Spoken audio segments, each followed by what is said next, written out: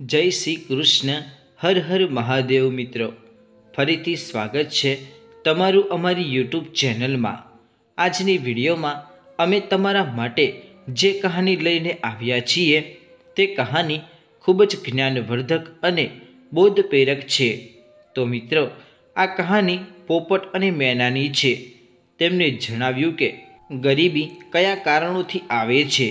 આપણે એવું કયું પાપ કરી બેસીએ છીએ કે જેનાથી ગરીબી આવે છે.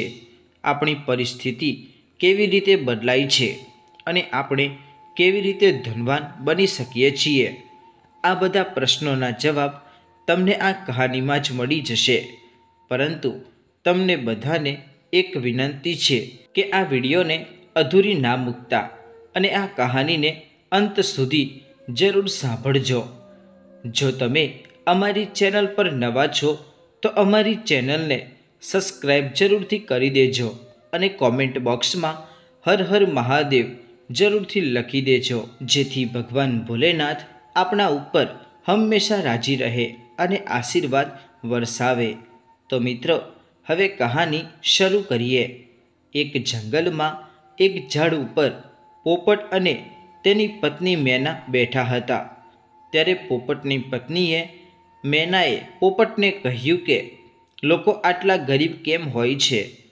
તેઓ એવા કયા કર્મ કરે છે જેનાથી તેઓ ગરીબ જ રહે છે? એક ભાઈ બહેનનો જે સંબંધ એવો છે, ગરીબ હોય કે પછી ધનવાન હોય, તે સંબંધ ક્યારેય તૂટતો નથી. મિત્રો, આ વાત સાંભળીને પોપટ બોલ્યો, એવી કંઈ પણ વાત નથી. આજની દુનિયામાં પૈસો છે તો બધું જ છે. જેમ કે બહેન હોય કે ભાઈ, જો પૈસા નથી તો કોઈ કોઈનું નથી. પોપટની પત્ની આ વાત માનવા તૈયાર ન હતી. તે કહી રહી હતી કે ચાહે કંઈ પણ થઈ જાય, પણ ભાઈ બહેનના સંબંધ એક પવિત્ર સંબંધ ગણાય છે. તે ગરીબી કે અમીરી નથી જોતો. પોતાની પત્નીની આ વાત સાંભળીને પોપટ બોલ્યો, ઠીક છે, તું મારી આ વાત ના માનીશ, પણ હું તને એક કહાની સંભળાવું છું, જેનાથી તને મારી વાત સમજાઈ જશે. હવે મારી કહાની તું ધ્યાનથી સાંભળજે. પછી મિત્રો, પોપટ કહાની સંભળાવે છે અને તેની પત્ની કહાની સાંભળે છે. પોપટ કહે છે, ઘણા સમય પહેલાંની વાત છે.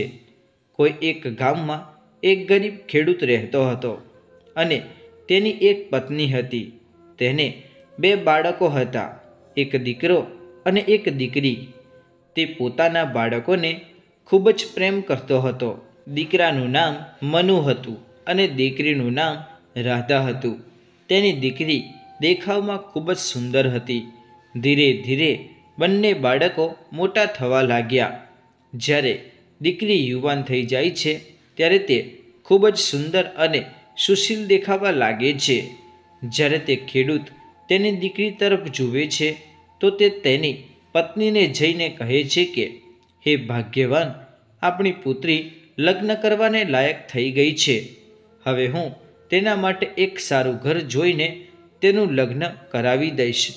પછી પત્નીએ કહ્યું, ઠીક છે સ્વામી, તમે એક સારું ઘર જોઈને આપણી પુત્રીના લગ્ન એક સારા દીકરા સાથે કરાવી દો.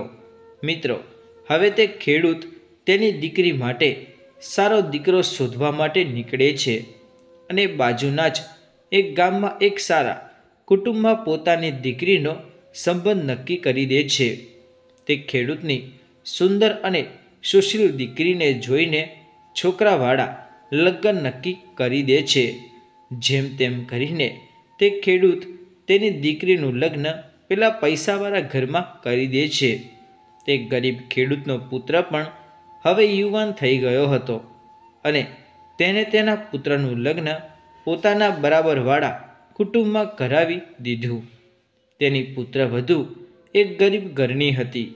મિત્રો, તે ગરીબ પિતાએ પોતાના બંને બાળકોના લગ્ન કરી દીધા. દીકરીનું લગ્ન પૈસાવાળા ઘરમાં કર્યું અને દીકરાનું લગ્ન ગરીબ ઘરમાં કર્યું. ધીરે ધીરે આમ જ દિવસો પસાર થવા લાગ્યા અને અચાનક જ તે ખેડૂતની તબિયત ખરાબ થવા લાગે છે. તે એટલો બધો બીમાર પડી જાય છે કે તેને બચવું મુશ્કેલ થઈ જાય છે અને છેવટે તે ખેડૂત મૃત્યુ પામે છે. થોડા સમય પછી તેની પત્નીનું પણ મૃત્યુ થઈ જાય છે. મિત્રો, હવે તે દીકરાના માતા પિતા આ દુનિયા છોડીને ચાલ્યા ગયા હોય છે. પિતાના મૃત્યુના થોડા દિવસો બાદ તેના દીકરીએ રાધા પોતાના સાસરે જતી રહે છે અને અહીં તે ખેડૂતનો પુત્ર અને તેની પુત્રવધુ ખેતરમાં કામ કરીને પોતાનું જીવન વિતાવવા લાગે છે. મિત્રો, બહેન તો પૈસાવાળા ઘરમાં રહેતી હતી, તેથી તેની બેઠક ઉઠક પણ પૈસાવાળા લોકો સાથે હોય છે અને તે એટલી બદલાઈ ગઈ હોય છે કે તે હવે તે પોતાના ભાઈને પણ નફરત કરવા લાગે છે. તે વિચારે છે કે મારો ભાઈ ગરીબ છે અને તે ફાટેલા તૂટેલા કપડાં પહેરીને જો મારા ઘરે આવશે તો મારી ઇજ્જત જશે, એટલે તે પોતાના ભાઈની જોડે વાત પણ નહોતી કરતી અને પોતાના ઘરે પણ નહોતી બોલાવતી. મિત્રો, મનુ પણ જાણતો હતો કે તેની બહેન હવે ખૂબ જ બદલાઈ ગઈ છે. તે પૈસાવાળા ઘરમાં રહે છે એટલે તેને ઘમંડ આવી ગયું છે. હું ગરીબ છું એટલે તે મને નફરત કરે છે, એ વાત તે જાણતો હતો. તેથી જ તે પોતાની બહેનના ઘરે નહોતો જતો. તેને આ બધું નહોતું ગમતું કે તેની બહેન તેની જોડે વાત નહોતી કરતી. તેને તેની બહેન ખૂબ જ યાદ આવતી હતી. મિત્રો, બીજી બાજુ એવું બને છે કે રાધાની જેઠાણીની પુત્રીનું લગ્ન નક્કી થાય છે, પણ રાધા પોતાના ભાઈના લગ્નમાં આવવાનું આમંત્રણ નથી આપતી. જ્યારે મનુને આ વાતની જાણ થાય છે કે તેની બહેનની જેઠાણીની પુત્રીનું લગ્ન થોડા દિવસોમાં છે, તો તે તેની પત્નીને જઈને કહે છે કે હે ભાગ્યવાન, રાધાની જેઠાણીનું પુત્રીનું લગ્ન છે. ત્યારે તેની પત્ની કહે છે કે આપણને આમંત્રણ આપ્યું છે. ત્યારે મનુ તેની પત્નીને જુઠ્ઠું કહે છે કે હા, આમંત્રણ મળ્યું છે, આપણે ત્યાં જવું પડશે. મિત્રો, મનુ એટલો બધો ગરીબ હતો કે તેની પાસે એટલા પણ પૈસા ન હતા કે તેની બહેનના ઘરે જઈ શકે. પછી તેણે કોઈની પાસેથી થોડા રૂપિયા ઉધાર લઈને પોતાની બહેન માટે સાડી ખરીદી. તેની બહેનની જેઠાણીની દીકરી માટે પણ સાડી ખરીદી. બીજા થોડા કપડાં ખરીદ્યા અને તેને લઈને તે તેની બહેનની સાસરીમાં પહોંચી જાય છે. બીજી બાજુ રાધાની જેઠાણી ઘરની બહાર કામ કરી રહી હોય છે અને તે રાધાના ભાઈને આવતો જુએ છે. ત્યારે તે દોડીને રાધાની પાસે પહોંચી જાય છે અને કહે છે કે જલ્દી ચાલ રાધા, તારો ભાઈ આવ્યો છે, બહાર તારો ભાઈ રાહ જુએ છે. રાધાએ તેની જેઠાણીને પૂછ્યું, દીદી, મારા ભાઈએ કેવા કપડાં પહેર્યા છે? ત્યારે તેની જેઠાણીએ કહ્યું કે તમારા ભાઈએ મેલા અને ફાટેલા કપડાં પહેર્યા છે. આટલી વાત સાંભળીને રાધાના મનમાં આગ લાગવા માંડે છે. રાધાએ જલ્દી જ પોતાના ઘરનો દરવાજો બંધ કરી દીધો અને તે બહાર પણ ના ગઈ અને તેના ભાઈને અંદર પણ ન આવવા દીધો. ઘણો સમય પસાર થઈ ગયો, પણ તેનો ભાઈ મનુ ઘરની બહાર જ ઊભો હતો. લગભગ 3 થી 4 કલાક પછી રાધાની જેઠાણીએ ફરીથી બહાર જોયું તો મનુ હજુ પણ ઘરની બહાર જ ઊભો હતો. પછી તેણે જઈને રાધાને કહ્યું કે તું બહાર કેમ જતી નથી? તારો ભાઈ હજુ પણ બહાર ઊભો છે.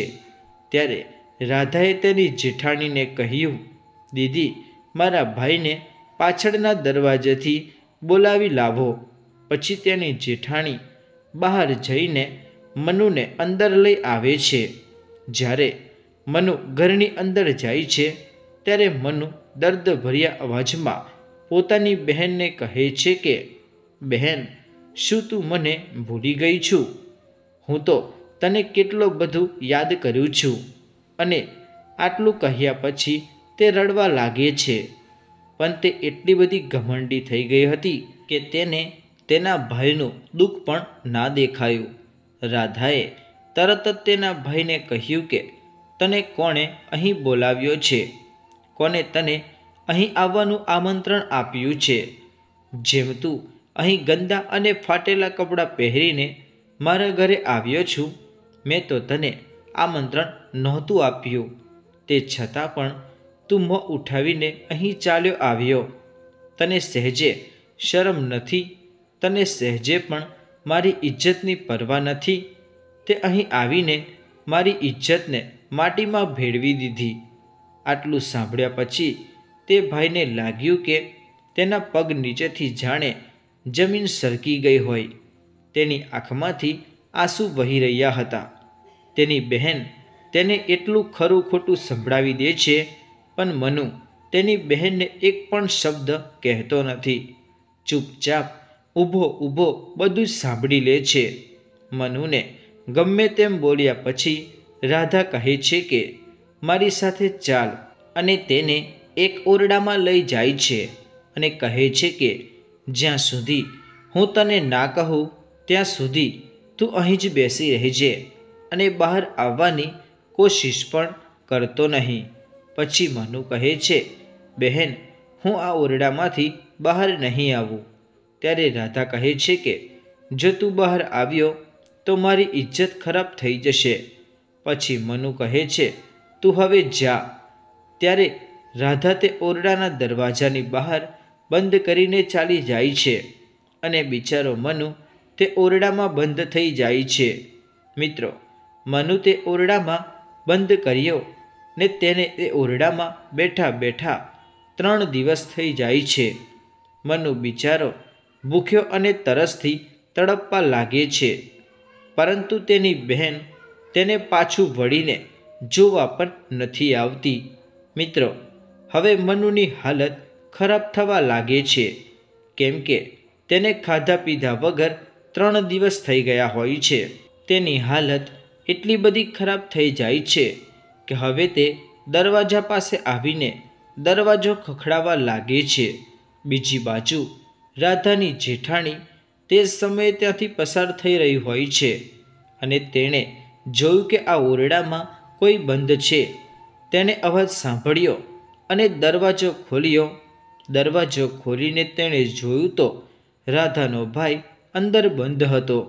પછી તેણે મનુને પૂછ્યું કે તને અહીં કોણે બંધ કરી દીધો? તો બિચારો મનુ કંઈ પણ બોલી શક્યો નહીં. તે મજબૂર હતો. શું તે એ કહેતો કે મારી બહેને મને અહીં બંધ કરી રાખ્યો હતો? તે કશું બોલ્યો નહીં. તેણે કહ્યું કે મને ખબર નથી. બહેન મને આ ઓરડામાં બેસાડીને ચાલી ગઈ અને કોઈએ બહારથી દરવાજો બંધ કરી દીધો. રાધાની જેઠાણીને આટલું કહી મનુ પોતાના ઘર તરફ જવા નીકળી પડે છે. રસ્તામાં ચાલતા ચાલતા મનુને ચક્કર આવવા લાગે છે, કેમ કે 3 દિવસથી મનુએ તેની બહેનના ઘરનું પાણી પણ પીધું ન હતું. ગરમી ખૂબ જ પડી રહી હતી, જેનાથી મનુ ચાલી શકે તેમ ન હતો. ગરમીને કારણે મનુને ચક્કર ખાઈને જમીન પર પડી જાય છે. તે જ સમયે એક વૃદ્ધ ડોશીમાં આવી જાય છે અને મનુને પોતાના ખોળામાં ઉઠાવી લે છે. તેનું માથું પોતાના ખોળામાં લઈને તેના પર હાથ ફેરવવા લાગે છે. તે જ સમયે મનુને ખૂબ જ આરામ મહેસૂસ થાય છે. થોડી વાર આરામ કર્યા પછી તેની આંખો ખુલે છે અને તે જુએ છે કે તે વૃદ્ધ ડોશીમાના ખોળામાં સૂતો છે. તે ઊભો થાય છે અને તે વૃદ્ધ ડોશીમાને પ્રણામ કરે છે. ત્યારે પોપટ તેની પત્નીને કહે છે, તે વૃદ્ધ ડોશીમા બીજું કોઈ નહીં પણ સાક્ષાત દેવી મા હતા, કેમ કે મનુની પત્ની દેવી માની ખૂબ જ મોટી ભક્ત હતી. પોપટની પત્ની કહે છે, આગળ સંભળાવો કે પછી શું થયું? પછી પોપટ કહે છે કે મનુ તે વૃદ્ધ ડોશીમાને પ્રણામ કરીને આગળ ચાલવા લાગે છે.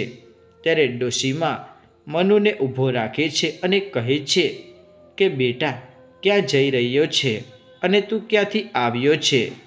મનુએ ડોશીમાને વાત સંભળાવી અને કહ્યું કે મારી બહેનના ઘરે લગ્ન પ્રસંગ હતો, ત્યાં ગયો હતો અને અત્યારે મારા ઘરે પાછો જઈ રહ્યો છું. ત્યારે ડોશીમાએ કહ્યું, તું લગ્નમાં ગયો હતો તો ખાલી હાથે કેમ પાછો આવ્યો છે? તારી બહેને તને કંઈ આપ્યું નથી. આટલું સાંભળ્યા બાદ પછી મનુએ કહ્યું, હવે હું તમારાથી શું છુપાવું? તમે તો મારો જીવ બચાવ્યો છે. પછી મનુએ બધી જ વાત તે વૃદ્ધ ડોશીમાને સંભળાવી. તે ડોશીમાએ કહ્યું, બેટા, ચિંતા ના કરીશ. અહીંથી થોડે દૂર મારો બગીચો છે. તે બગીચામાં કાકડી અને તરબૂચ વાવેલા છે. તે તું તોડીને તારા ઘરે લઈ જા. કેમ કે તું ઘરે જઈશ ત્યારે તારી પત્ની અને છોકરાઓ પૂછશે કે લગ્નમાં જઈને આવ્યા છો તો સાથે શું લાવ્યા છો? ત્યારે જણાવજે કે મારી બહેને મને આ આપ્યું છે. તારી ઇજ્જત સચવાઈ જશે. મિત્રો, મનુ તે ડોશીમાની વાત માની લે છે અને તે બગીચામાંથી તરબૂચ અને કાકડી તોડીને તેના ઘરે લઈ જાય છે. જ્યારે મનુ તેના ઘરે પહોંચે છે ત્યારે તેની પત્ની અને છોકરાઓ તેની પાસે આવી જાય છે અને છોકરાઓ કહે છે, અમારી ફોઈએ અમારા માટે શું મોકલ્યું છે? ત્યારે મનુ કાકડી અને તરબૂચવાળો ઠેલો તેની પત્નીને પકડાવી દે છે અને કહે છે કે આમાંથી છોકરાઓને આપી દે. જ્યારે તેની પત્ની કાકડી અને તરબૂચવાળો થેલો ઘરમાં લઈ જાય છે અને તેમાંથી તરબૂચ કાઢે છે ત્યારે તરબૂચ જોઈને તે અકચંબા પડી જાય છે. કેમ કે થેલામાંથી કાઢેલું તરબૂચ સોનાનું હોય છે. તે વિચારવા લાગે છે કે દીદીને અમારી ગરીબી પર તરસ આવી ગઈ હશે, એટલે થેલામાં સોનાનું તરબૂચ ભરીને મોકલાવ્યું છે. તે બીજું તરબૂચ કાપે છે તો તેમાંથી તરબૂચના બીજની જગ્યાએ હીરા અને ઝવેરાત નીકળે છે. આ બધું જોઈને તે તેના પતિ પાસે પહોંચી જાય છે અને કહે છે કે તમે લગ્નમાં ગયા હતા અને દીદી પાસેથી આ શું લઈને આવ્યા છો? ત્યારે મનુ મનમાં વિચારવા લાગે છે કે મારી પત્નીને તરબૂચ અને કાકડી પસંદ નથી આવી. તે કદાચ લાડવાની વાત કરી રહી હશે. કેમ કે લગ્નમાં તો લાડવા જ ઘરે લવાય છે અને હું લાડવા નથી લાવ્યો, એટલા માટે એ વાત કરી રહી છે. ત્યારે મનુ તેની પત્નીને કહે છે કે જેવું બહેને થેલામાં ભરી આપ્યું એવું હું લઈને આવ્યો છું. મેં ખોલીને નથી જોયું કે એમાં શું શું મૂકેલું છે. ત્યારે મનુની પત્ની મનુને ઘરમાં લઈ જાય છે અને જુએ છે કે ત્યાં તો સોનાના તરબૂચ અને હીરા ઝવેરાત હોય છે. ત્યારે મનુને સમજાઈ જાય છે કે મને જે રસ્તામાં ડોશીમાં મળ્યા હતા એ બીજું કોઈ નહીં પણ મારી પત્ની જે દેવી માની પૂજા અને ભક્તિ કરે છે તે દેવી મા હતા અને તેમની જ આ કૃપા છે. પરંતુ મિત્રો, આ વિચાર્યા પછી પણ સાચી વાત મનુએ તેની પત્નીને જણાવી નહીં. દેવીમાવાળી વાત મનુએ તેની પત્નીને જણાવી નહીં. એ તો એવું જ જાણતી હતી કે આ બધું મારી નણંદે કર્યું છે. આ માટે તે તેની નણંદની ખૂબ જ આભાર માને છે અને કહે છે કે નણંદ હોય તો આવી, ભગવાન દરેકને આવી નણંદ આપે.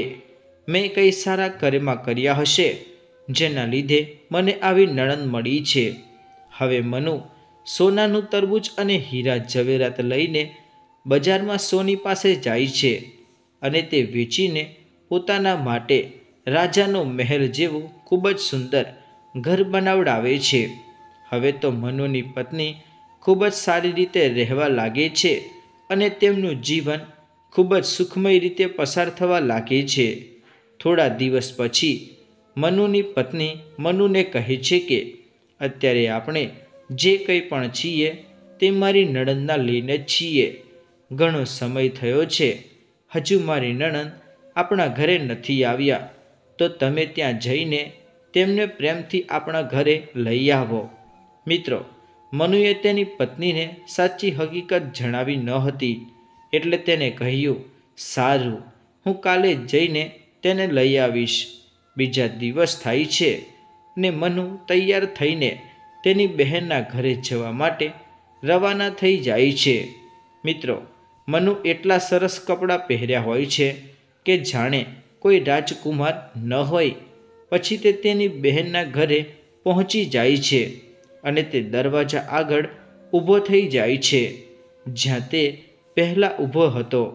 બીજી બાજુ રાધાની જેઠાણી રાધાના ભાઈને જુએ છે અને તરત જ રાધા પાસે પહોંચી જાય છે અને કહે છે કે, હે રાધા, તારો ભાઈ આવ્યો છે અને દરવાજા આગળ ઊભો છે. આટલું સાંભળીને તે તરત જ તેની જેઠાણીને કહે છે કે, દીદી, મેં પહેલાં પણ તમને કહ્યું છે કે તે ભિખારી મારો ભાઈ નથી.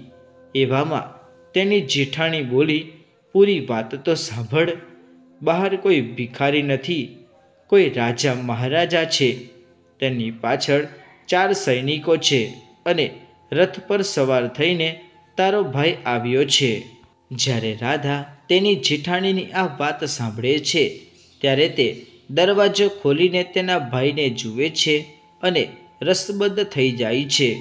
તે દોડીને તેના ભાઈની પાસે પહોંચી જાય છે અને કહેવા લાગે છે કે, ભાઈ, મને માફ કરી દે. મારાથી ખૂબ જ મોટી ભૂલ થઈ ગઈ છે. મેં તારી કદર નથી કરી. પરંતુ બિચારો મનુ તેની બહેનને કશું જ કહેતો નથી. પછી મનુ તેની બહેનને કહે છે કે, કંઈ વાંધો નહીં બહેન, તે સમયે મારી પરિસ્થિતિ એવી જ હતી. હવે તું જલ્દી તૈયાર થઈ જા અને આપણા ઘરે ચાલ. તારી ભાભીએ તને બોલાવી છે.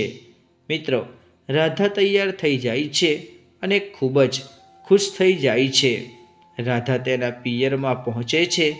જ્યારે તે તેના ભાઈનો આલિશાન મહેલ જુએ છે તો રાધાની આંખો પહોળી થઈ જાય છે કે આટલો મોટો મહેલ અને તેમાં નોકર ચાકરને જુએ છે. જ્યારે મનુની પત્નીને ખબર પડે છે કે તેની નણંદ આવી ગઈ છે તો તે તેની નણંદને ખૂબ જ માન સન્માન સાથે ઘરમાં લાવે છે અને કહે છે કે, તમે અમારી મદદ ન કરી હોત તો અમારું તો શું થાત, પણ દેવી માની આવી કૃપા અમારા પર ન થાત. તમારું અમારા પર ખૂબ જ મોટું અહેસાન છે અને તે હું આટલો આભાર માનું તેટલો ઓછો છે. મિત્રો, ભાભીના આ શબ્દો સાંભળીને રાધા ખૂબ જ રડે છે અને પછી તેના ચહેરા પર થોડી ખુશી પણ આવે છે. પછી મનુ તેની બહેનને હીરા ઝવેરાત અને ખૂબ જ ધન આપી તેને વિદાય આપે છે. જ્યારે રાધા તેના સાસરે પહોંચે છે ત્યારે તેના સાસરિયાવાળા હીરા ઝવેરાત અને ધન જોઈને દંગ રહી જાય છે અને તે ઘમંડી બહેનનું માથું શરમથી ઝૂકી જાય છે. તે પોતાના ઘમંડને વિચારીને ખૂબ જ પશ્ચાતાપ કરવા લાગે છે. તો મિત્રો, આ હતી ઘમંડી બહેનની કહાની. હવે પોપટ તેની પત્ની મેનાને કહે છે કે, હે પ્રિયે, હવે તો તને સમજાઈ ગયું ને કે ગરીબીમાં કોઈ બહેન કે ભાઈ નથી હોતું. આ બધી દુનિયામાં જ્યાં સુધી ધન દોલત હશે ત્યાં જ સુધી સંબંધો ટકે છે. આ દુનિયામાં જે વ્યક્તિ પાસે ધન દોલત નથી, જે ગરીબ છે અને જેને ખાવા માટે પણ ફાંફા મારવા પડે છે, તેનું કોઈ ભાઈ કે બહેન નથી હોતું. ભાઈ અને બહેન એકબીજા સાથે સંબંધ તોડી નાખે છે. મિત્રો, આ શબ્દો પૈસા હોય છે ત્યાં સુધી ટકે છે અને જો પૈસા પૂરા થઈ જાય પછી વ્યક્તિ ગરીબ થઈ ગયો તો સંબંધો પણ તૂટી જાય છે. મિત્રો, પોપટની વાત સાંભળીને તેની પત્ની કહે છે કે તમે સાચું કહી રહ્યા છો. પછી પોપટ તેની પત્નીને કહે છે કે માણસ ગરીબ કેમ રહે છે અને માણસના ગરીબ રહેવાના કારણો કયા છે તે હું તને આ 5 વાતોના માધ્યમથી જણાવું છું. તું ધ્યાનથી સાંભળજે. પહેલી વાત એ છે કે બાત જ્ઞાન કી હે, કહી માતું મત ભૂલ, होती है अज्ञानता निर्दय का मूल। बीजी बात ए छे समय भरोसे बहता रहता सदा गरीब, बिन कर्म बदले नहीं उसका कभी नसीब। तीजी बात ए छे कि नहीं गरीब से बड़ा है और कोई अभिशाप, हासिल करके ज्ञान की कर लो दूर अब आप। चौथी बात ए छे कि पैसों के बाजार में बदल गई है तहजीब, धन दौलत से जुड़ रहे हैं रिश्ते हुए गरीब। અને પાંચમી અને મહત્વપૂર્ણ વાત એ છે કે દોષ સમય કાદો નહીં, નહીં બનો મજબૂર, કર્મ સાધનો સે ટટો કરો ગરીબી દૂર। મિત્રો, આજની આ મહત્વપૂર્ણ 5 વાતો છે જેના કારણે માણસ ગરીબ રહે છે। જે વ્યક્તિમાં જ્ઞાન નથી અને અજ્ઞાન જ ભરેલું છે તે નિર્ધયતાનું મૂળ કારણ બની જાય છે। જે સમયના ભરોસે બેસી રહે છે તે સદાય ગરીબ જ રહે છે। કર્મ કર્યા વગર ક્યારેય માણસનું નસીબ બદલાતું નથી। પૈસાથી ભરેલા આ બજારમાં ગરીબ જોડે કોઈ સંબંધ રાખતું નથી। બધા અમીર લોકો જોડે સારા સંબંધ રાખે છે। માણસ સમયને દોષ આપે છે અને આ જ કારણે જ તે ગરીબ રહે છે। માણસ પોતાના કર્મો સારી રીતે અને સાચા લગનથી કરતો નથી એટલે તે ગરીબ રહી જાય છે। મિત્રો, આ જ 5 કારણો છે જેનાથી માણસ ગરીબ રહે છે અને ક્યારે અમીર બની શકતો નથી। મિત્રો, પોપટની આ 5 વાતો અને આ કહાની જો તમને ગમી હોય અને અમારી આજની આ વિડીયો જો તમને પસંદ આવી હોય તો વિડીયોને લાઈક કરી શેર કરી દેજો અને અમારી ચેનલને સબસ્ક્રાઈબ પણ કરી દેજો। ફરી મળીશું એક નવા વિડીયો સાથે। જય શ્રી કૃષ્ણ, જય સ્વામી નારાયણ।